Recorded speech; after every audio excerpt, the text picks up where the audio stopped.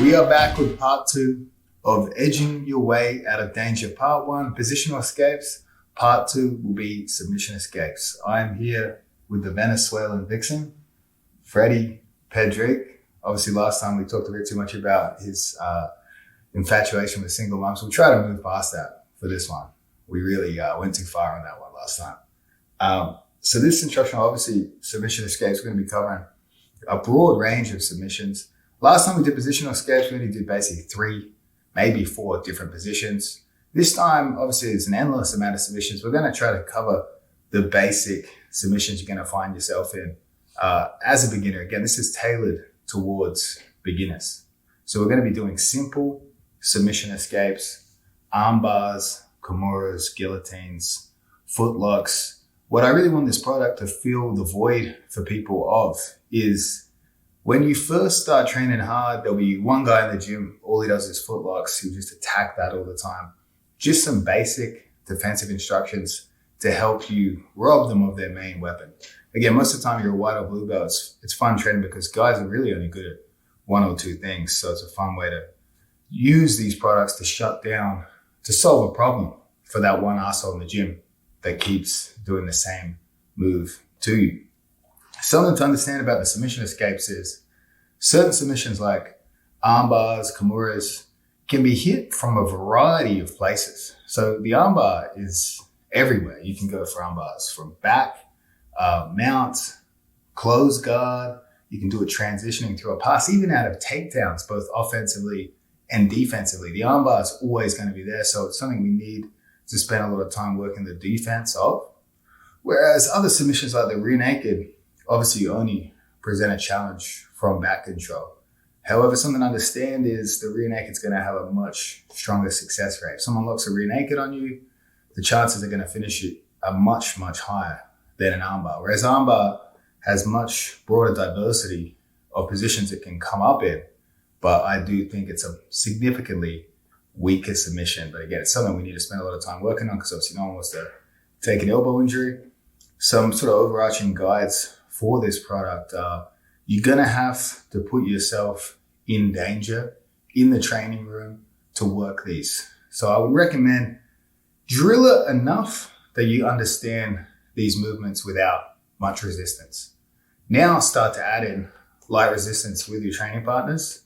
Very light resistance. Again, it's not in a rolling format. Just add in some resistance to sort of test these movements to make sure that you are making them work with mild resistance. And then the final form from there would be to pick training partners you know are safe. So something that shouldn't happen is you train with someone, he gets your arm extended and he just pops it straight away.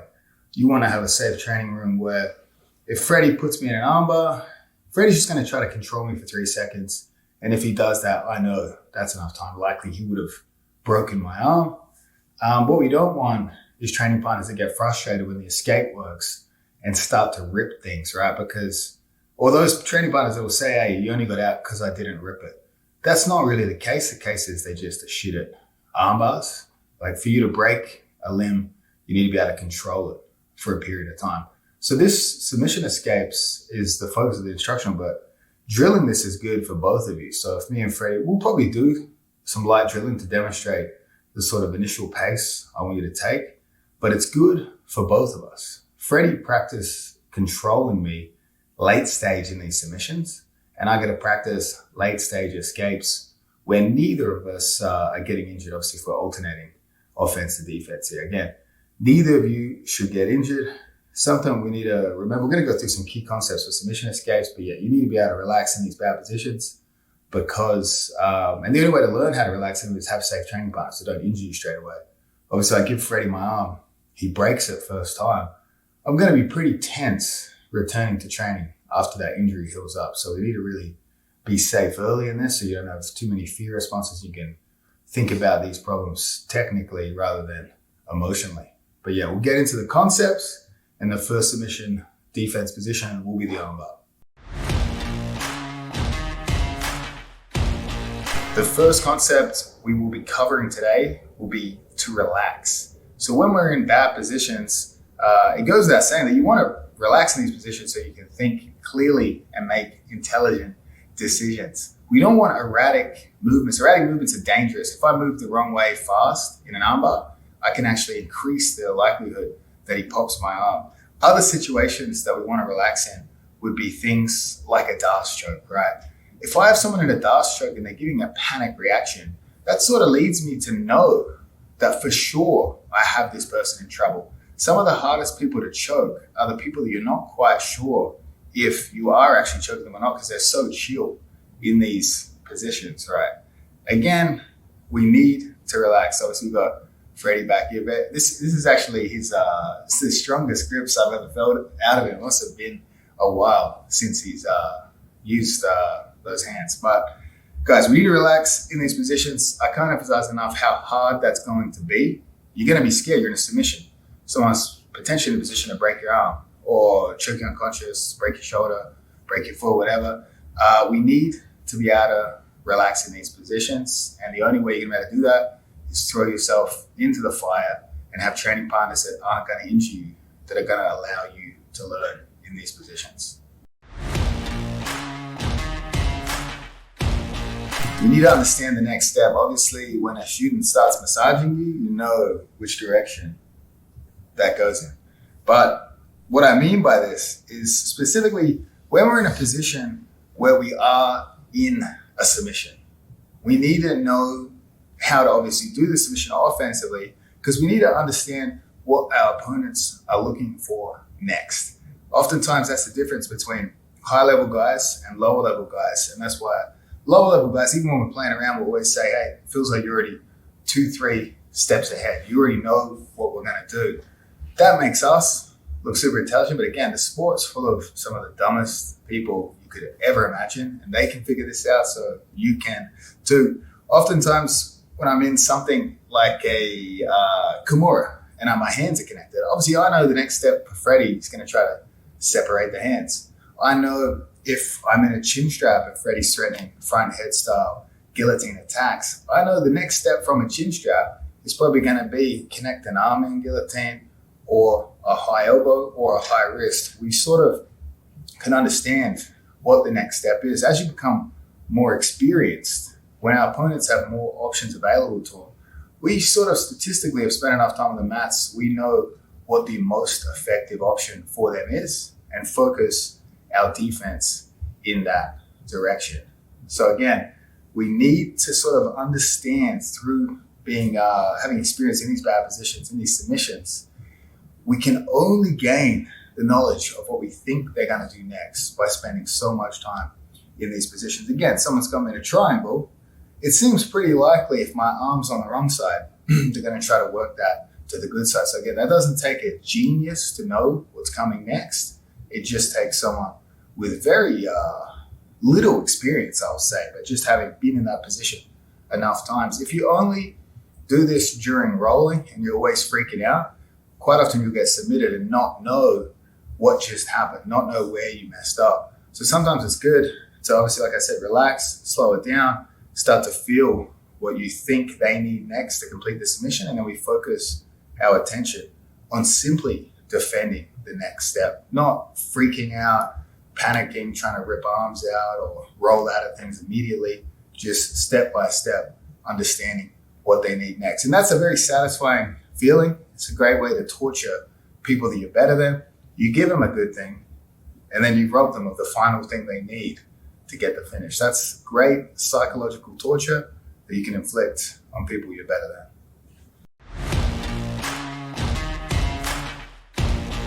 All right, so there's a few key stages involved in submission defense. Everyone knows early, mid, and late stage, but we kind of have a few things there too. If you like to live dangerously, we can bait submissions. And obviously, sometimes we get quarter submissions and we can counter them. So like if I bait it, obviously I've got a counter in mind, but sometimes even when someone hits part of a submission flush, we can already think of the counter.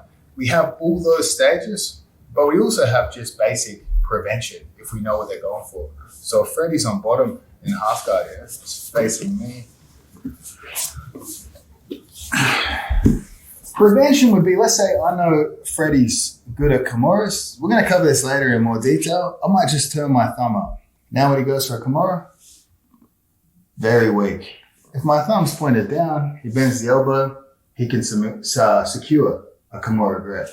So again, if I'm really worried about this guy on bottom, maybe it's fucking Harry Kimura, we all know what he's going to do, he's named himself that. If I have my thumb up and Freddie's trying to secure a Kimura, he can get straight armbar pressure, but it'd be tough. Be tough for him in this position. Maybe top position, he'd have a bit more success. That's what I'd call prevention. Baiting would be, let's say Freddie's real disciplined here. I can't secure a crossface. We can do little things that are baits. I can give him the Kimura, and when he goes to grab her, I use my knee to clear it to secure the crossface. So again, we know he's being real defensive here. And again, when you bait things, you like to live dangerously because sometimes these things go real bad. But I know he needs wrist control first. So I give it to him. I place my knee inside. That allows me to strip the grip. And we can secure our crossface. Another great one is if he does grab the Kimura grip, I can step out, step over the head, and start thinking about countering him from his Kimura into my armbar. Again, you guys can see that is a risky maneuver, but that's part of the fun of the sport sometimes, is if they do, is just living dangerously. Throw them something and dig yourself out of the hole or counter it completely. And then obviously we could go into early, mid, late stage defense, and we'll go into those in very deep detail as we get to the Kimura section. But that's just an idea of the broad variety of stages. We could prevent it, we could bait it, we could get trapped in it and counter it early, mid, and late stage once the submission is actually secured. Armbar escapes. So we'll do a quick introduction to armbar escapes. Again, I can't emphasize enough how good submission escapes are to learn. I, for one, used to think, hey, I'm not going to bother to learn them because I'm just not going to get put in submissions, right? But then I realized how fun it was to give people submissions that they don't finish. It makes the rolls much more interesting. You know, like if someone almost armbars me and I get out, kind of breaks their will a bit. Obviously, that's a personal thing, but in terms of a competition thing, we need to know these things in case there's some bullshit EBR overtimes or we just really fuck up bad and we get put in an armbar during the match, right? So for the armbar series, we're gonna start with the late stage escapes because that's the most fun, and then we're gonna work back to mid and early stage. Just for a frame of reference, I would say if Freddie's broken my grip, this is late stage. If my grip's still secured, but it's just grip like a C grip or fucking gable grip or wrist to wrist, I would say this is more of a mid stage. Early stage would be this rear naked choke style defense. So the rear naked choke style defense obviously comes up a lot of EBI. That's where you're going to start with it. It can happen during a roll, but I would say most of the time, if I get put in an armbar during training or during competition, it's going to result in a mid to late stage. Especially the higher level, usually we make an error, we've got an opponent that capitalize on it very fast. And sometimes I don't get the opportunity to really set up that late stage defense. But of course, if we do EBI overtime, we're going to be stuck there. And that format has persisted long into the entertainment sort of sports jiu-jitsu realm. I think EBI has been around for God knows how long, but that rule set will be there. It's good skill set to know whether you're an athlete or a coach. You'd be able to teach people how to get out of armbars under all conditions. So again, we'll kick it off with late stage armbar escape. All right, we're going to start with the hitchhiker escape, your basic hitchhiker escape. I think the name itself leads people to do this incorrectly because they think they're turning their wrist at extension to hail down a car, but it's actually about placing our wrist and thumb into the wrong hip pocket. So again, it's not, they break the grip, the arm gets extended, and then we try to turn our thumb the other way. That's likely not going to work. It is about how we place our hand into the hip pocket. So if I have Freddie here, so what I'm talking about is actually place this right there. What I'm talking about is if Freddie wants to break my arm from the, and actually honestly probably as Freddie's boss, I think he probably does want to break my arms, to be honest. He's going to be placing it over his right shoulder and his right hip here, right? So you might have heard it called the right principle, or left. He's attacking my right arm. He wants my right elbow over his right hip, and he wants my right hand towards his right shoulder. So this would be ideal conditions for him to really get a good break. What we want to do, again, remember I said the hitchhiker is not about arm getting to extension and then me turning my thumb down. Because I'm basically fighting against Freddie secures a strong grip here. I'm going to take a lot of damage trying to turn it down. And even if it's down, he's going to probably push it to his right hip, break it over this hip. What the whole idea of the hitchhiker is I'm turning my thumb down, but I'm actually throwing that thumb over his left hip here. So again, we're relaxing, we're thinking about what's the next step. The next step is he wants to break it over this hip, and we're just placing it in the wrong position. When we're getting attacked, and it's this late stage, right, Freddie wants to find a point of tension. So typically he might have an elbow deep grip, and when my grip breaks, he now seeks to find a control of my thumb and a point of tension in my arm. Once he feels that point of tension, he has control over it, and he can quickly place it into an ideal breaking position. So what's actually counterintuitive for me is to hang on as long as possible, wait till Freddie breaks the grip, and then keep as much tension in my arm as possible, pulling back this way. I'm not going to overpower Freddie's entire body with just my right arm here, right? So we actually want to break this grip on our own terms. So obviously when we go to mid-stage, if mid-stage escapes are still possible for us, example would be getting our elbow underneath the calf. Obviously we're going to be looking for that. But there comes a time sometimes, especially look, he's got his ankles crossed here, where we're like, I'm just burning my arms out here by holding on as tight as possible. And he's eventually going to break this grip. We've accepted that he's going to break this grip. So we're going to break it on our own terms. We're going to throw it into the wrong hip, and we're going to keep our arm relaxed. If Freddie's expecting this arm to be very strong, he's going to grab it and rip it far to the other side, and likely rip it too far. So if my thumb's pointed down on this side, he can't get a clean break. He needs to bring it back to that perfect alignment we're talking about. So when the arms are relaxed here, it actually takes Freddie longer to find a point of tension to control my arm and get it to breaking position. If my arm is tense here, he grabs it and places it easily. Yeah, that was a healthy pop, but he places it easily in position here, right? So again, the hitchhiker is not about fighting this to the bitter end, which he's going to break anyway. Holding on as strong as possible, and then when he gets it to extension, turning my thumb down, you can see he's just going to press it to his right, break it over that hip. He's still going to break my arm. The hitchhiker is about getting a bit of a head start. So we break it on our own terms. I don't wait for him to break it. I make the decision to break it. I throw it as far away as possible from where he wants it. He wants it here. We're throwing it here. He wants it high in the shoulder, thumb up. We're throwing it low in the hip, thumb down. So now he has to take it from here to here. And when my arms relax, quite often he takes it and it goes too far. And then he brings it back and it goes a little too far. This is the sort of game we want to create.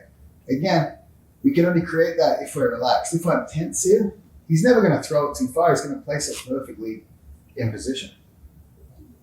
This is what we need to be able to practice. Again, to be able to relax in this position, you're going to have to spend a lot of time in. Something else we want to do at the same time we're throwing it, or slightly before we throw it, is I want to walk my legs away from Freddie here. If Freddie goes for the armbar now, his alignment's not as good. You can see my arm's falling slightly towards the wrong hip. When he falls towards my legs, he breaks it over the hip straight away. So just by me walking my hips away from him and doing nothing else, it's harder for him to break. Look at me, he applies pressure until the tap.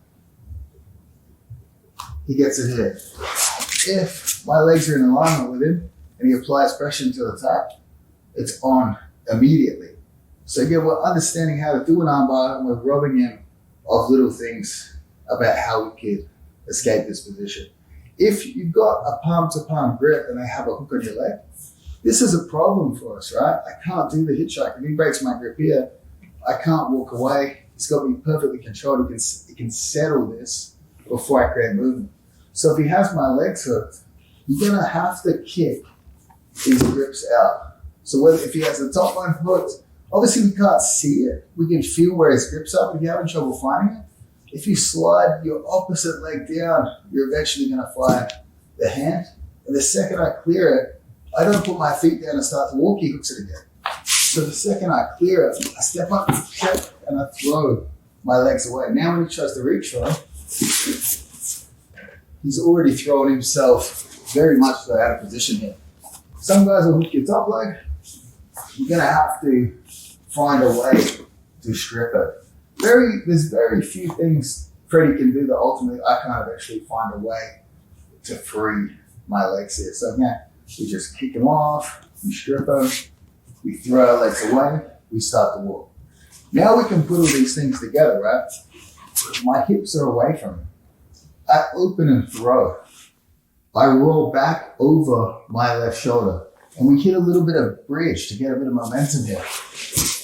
Now when Freddie's trying to armbar me, it's such a bad armbar from this angle. If I keep turning, I can likely pull my arm straight out. So if I do it without Freddie,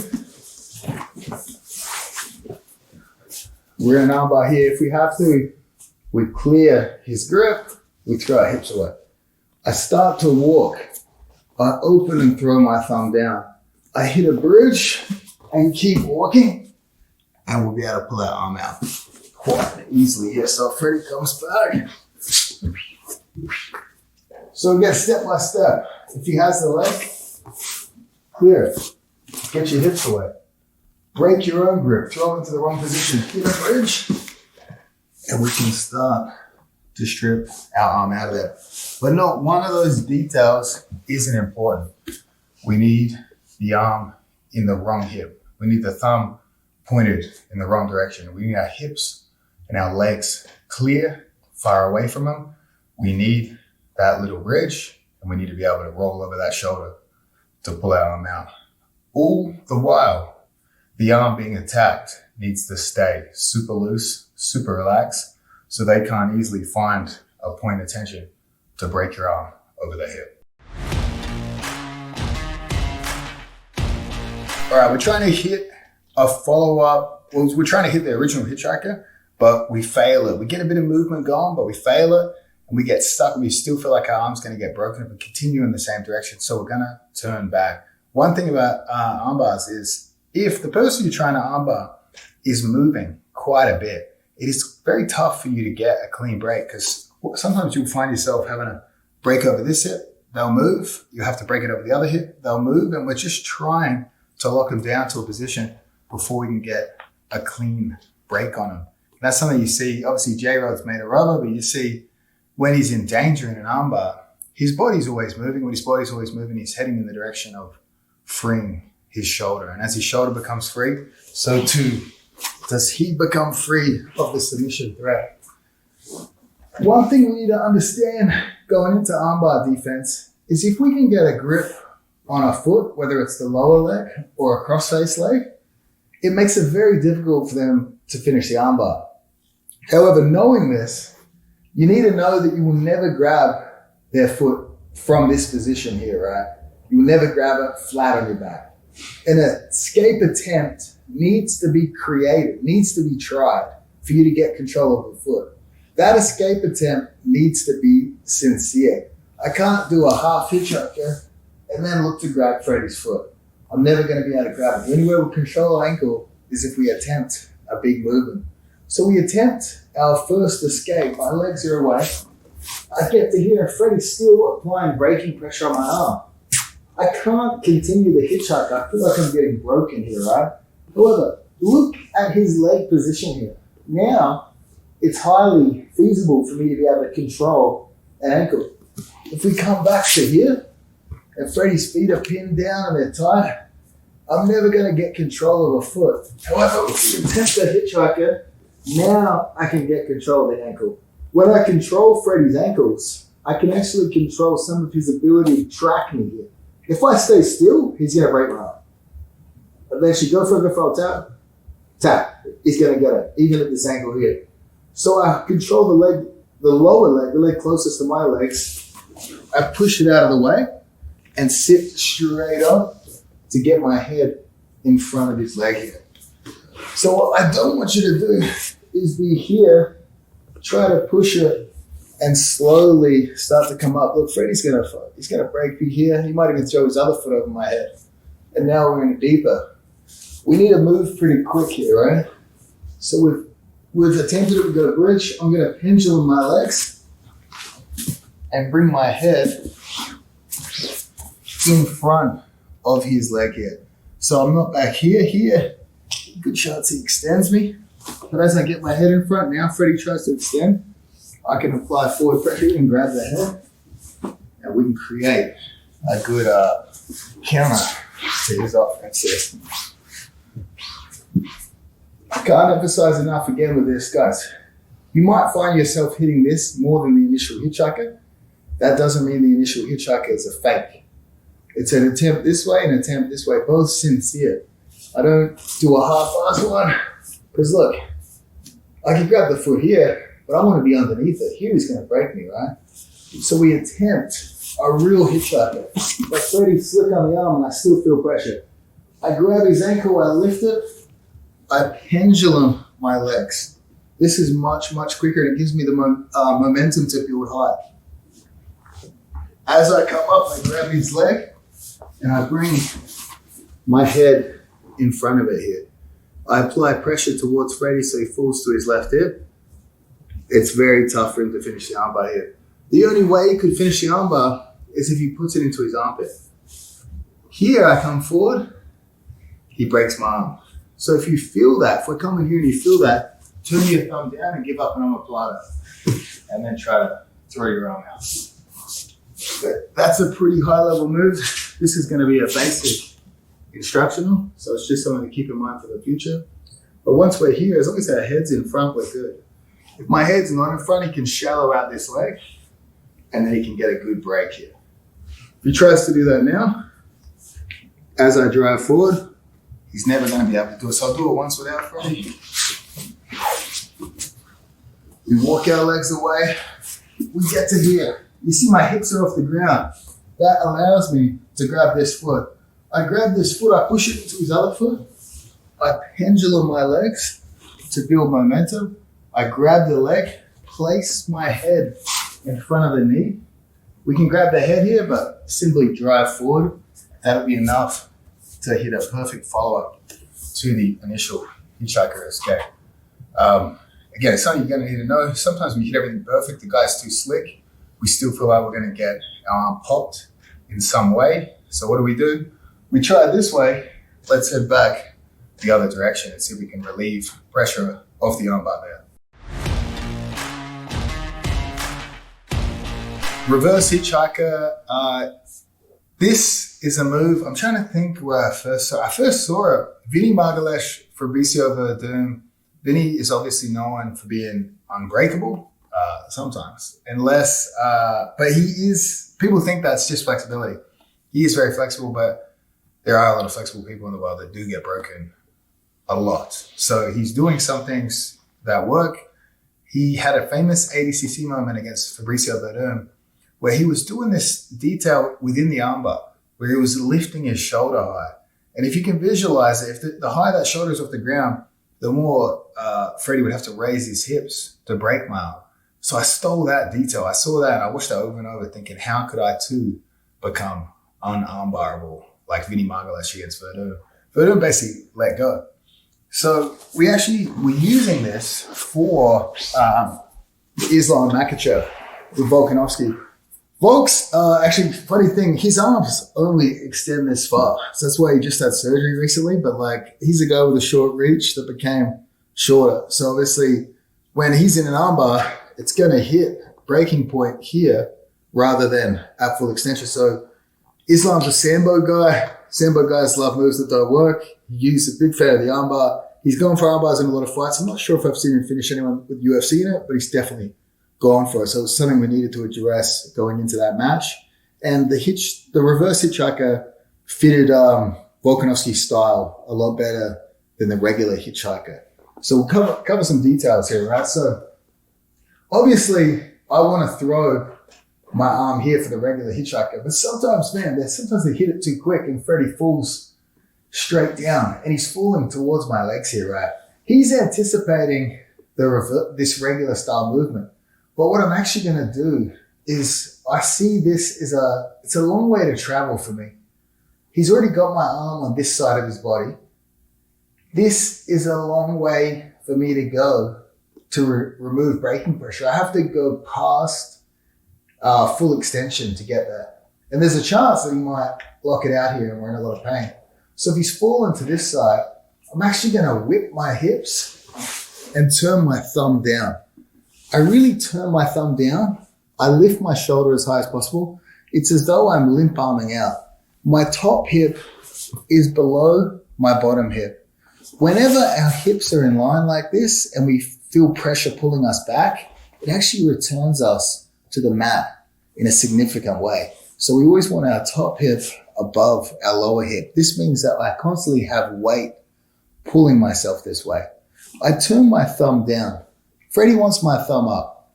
When my thumb's up, his hips are below my elbow. It's going to be much easier for him to generate a force that's going to do some damage. I don't think he's going to break me terribly here. But when my thumb's down, now he elevates his hips. It's into the natural bend in my arm. So this is the position we're seeking to get in. I also want to try to jam my butt back into his lower leg here. And what that does is it further makes it very difficult for him to apply hip pressure in. When I'm out here and he lifts his hips, look at his hip mobility, right? So when I turn away, I actually want to push my butt in and we can do a bit of kipping here. Now you can see when Freddie tries to elevate his hips, it's more difficult for him to get a good angle here. So we're elevating our shoulder as high as possible. We're turning our thumb down. Our top hip is is in front of our lower hip, and all my weight is focused on pulling. Now Freddie tries to break my arm. Very, very difficult. He cannot break my arm over his right hip here. He can only break it by pulling it across. We're going to cover this detail next, how to counter their counter, essentially, right? They've gone to armbar us. We've put ourselves in the reverse hitchhiker. The reverse hitchhiker makes it difficult for him to generate braking pressure here. And then he realizes, hey, I can't break it over my right hip. I'll break it over my left. So again, I spoke to you earlier about how movement, we keep staying ahead of him. I place myself in a position that robs him of the correct hip he wanted to break my arm over. It means he has to break over the other hip. That's basically the game we're playing. We keep putting ourselves in a position that he's in the wrong position to break our arm. These things don't happen all at once. It's a small game of us fighting out of this submission here. But we're in the armbar, right? The grip's already broken. I didn't get a chance to throw it this way. Freddie falls the correct way. As he falls, I turn and I bring my knees to my chest. Do you see how that drags him? I'm not going to stay flat and just try to pull my arm. Look, he overpowers me easily here. I want to use my body weight. So I bring my knees to my chest and I lean away as hard as possible. I'm trying to bring my right shoulder in front of my left. I'm trying to bring my right hip in front of my left. And we can kick back in to get a further bend in our arm here. I'm not as relaxed here. I'm forcing my thumb down here. I don't want Freddie to easily be able to rotate my wrist. So I'm digging my thumb into his right pocket. It's very awkward for Freddie to try and grab and turn this wrist now. If I was too relaxed there, he's going to place it across. So we limp arm, we turn, and we're here. We're going to cover the next step next. But obviously going into the theory I've been telling you about recently is anytime we make a movement, a big movement that turns us on our side, we are in a position to grab things we wouldn't ordinarily be able to grab. I can't grab the crossface leg here. But as you can see, with the reverse hitchhiker, we can start to grab the crossface leg. So if I do it without Freddie on, we didn't get an opportunity to break and throw it here. Freddie broke the grip, or we never established the grip. He falls to the inside. So I turn my whole body, bring my knees to my chest, my thumbs down. I'm turning away. And if we have to, we can kip to push our butt back here. And I finally land with a switch hip here. And you can see this angle here. If he were to elevate his hips, it falls into the bend of my arm, as opposed to here, he's going to generate a little bit of force on my elbow. We turn our thumb down and we're pulling away. You have to lean away. We have to be with our entire body weight pulling away. So then it is going to be our body weight, our entire core, our hips, everything, our shoulders pulling away versus his simple grip on our arm. He's trying to pull this tighter as our entire body weight leads with the shoulder to pull away, essentially freeing the shoulder from control of his ankles. This move basically immediately follows the other one. There are scenarios where the reverse hitchhiker is the escape, but honestly, 99 out of 100 times, we have to go back to this follow-up maneuver. But say, for example, sometimes I come up here and they pull this leg behind my back. That allows me to sit up and try to throw my arm away. But the purpose of a crossface leg is to prevent us sitting up. However, we put them in this position that's kind of unique. Not a lot of people have seen this, and they might think, oh, I can't attack the arm anymore. Let me take the crossface leg out so I can start to move around. If they do that, that allows me to sit up. Obviously, there's a potential for them to chase my back, but if we can control the ankles here, it's tough for him to follow. We might be able to scramble out. But what's most common is, again, following the right principle. Freddie's attacking my right arm, so he should be breaking my right arm over his right hip. However, we've changed ourselves. We've changed our positioning, right? So if we're flat, he breaks it over the right hip. And we get that, we're going to tap pretty quick here. If we change our positioning here, what I've done is I've made it almost impossible for him to break it over his right hip. However, that means it's not going to take a genius. He's breaking an arm over a hip. If he can't break it over one hip, he's going to try to break it over another. And if he does that, it's going to take a while, but look, I'll tap so you guys can see it. Keep going, Freddie. About that. So we've got a lot of time. But we have time now to secure this crossface leg. Just like I said previous, we cannot secure these when we're flat on our back. But when we get a shoulder off the ground, we begin an escape movement. We can now control it. I'm not just going to grab it. I'm going to slide my elbow underneath it here. Now if Freddie pulls down on that leg and pushes at the floor, he can't because I've got a structure under there that's going to prevent him doing that. This isn't even a battle of muscular strength for me. My elbow's on the ground and I'm controlling his ankle here. He's not going to overpower that. If my elbow was wide, exactly. So I grab it and I place my elbow underneath it. Elbow tight to the body is always going to be strong.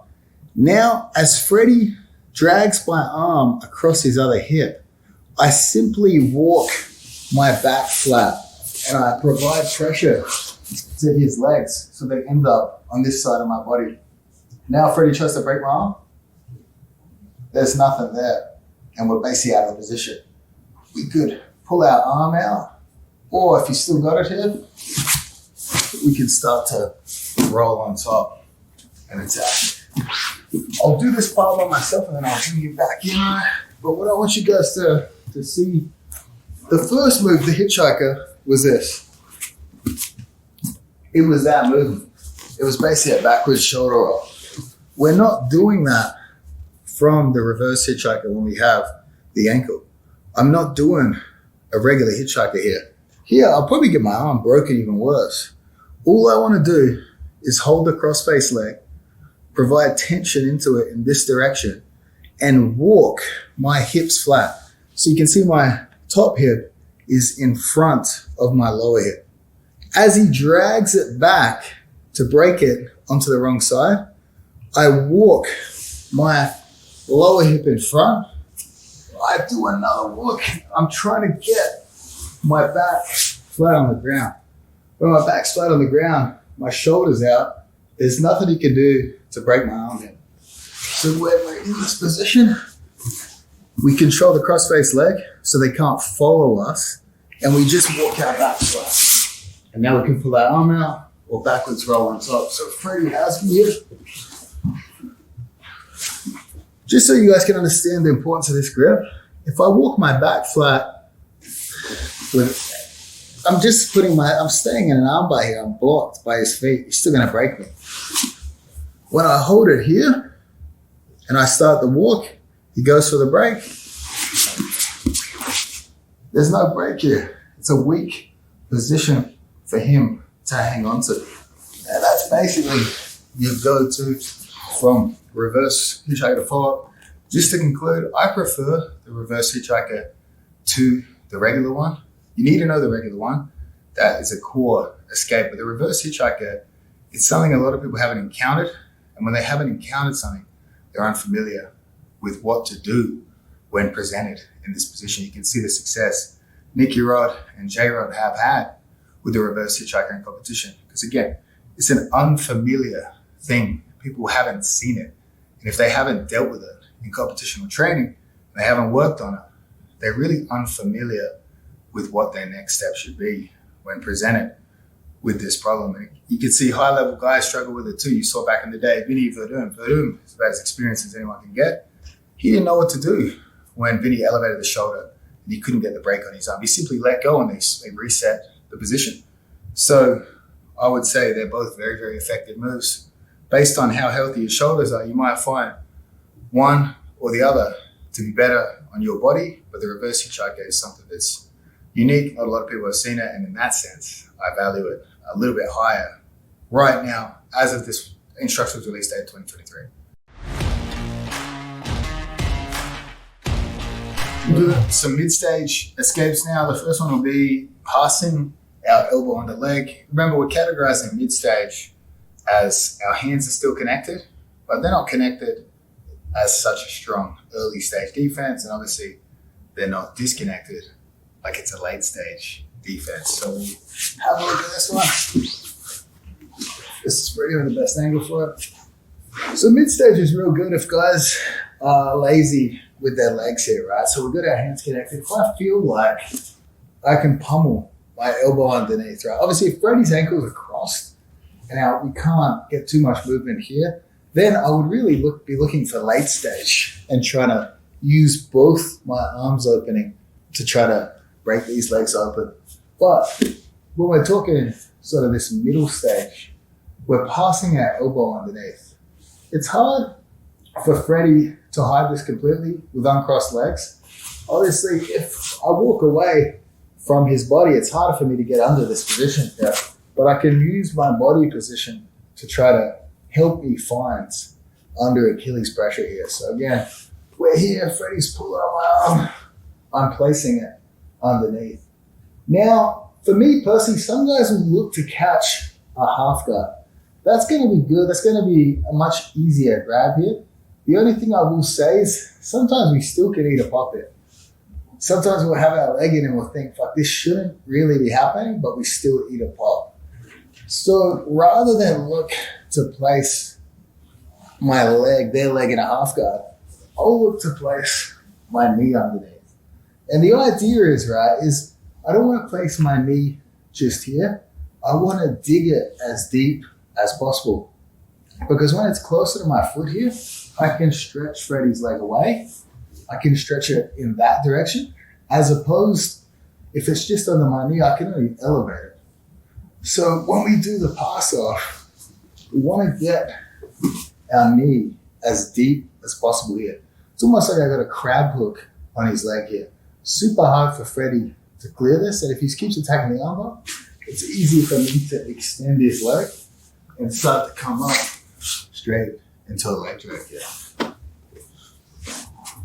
So, although again, catching a half guard can work, if they do break the grip, it can be pretty irritating to be caught in this position.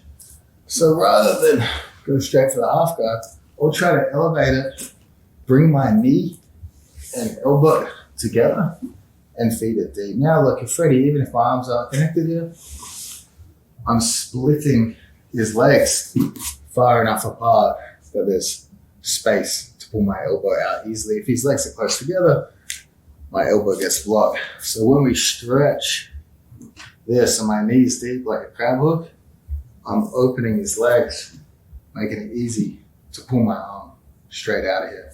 So be a good mid-stage defense. And quite often we can only find it if they're lazy with their leg position. It's hard to force it, but it is a great escape. If you want to practice later stage escapes than this super early rear naked choke, but you're a bit afraid of fully committing to opening your hands just yet. So the mid stage is a good area to build up to.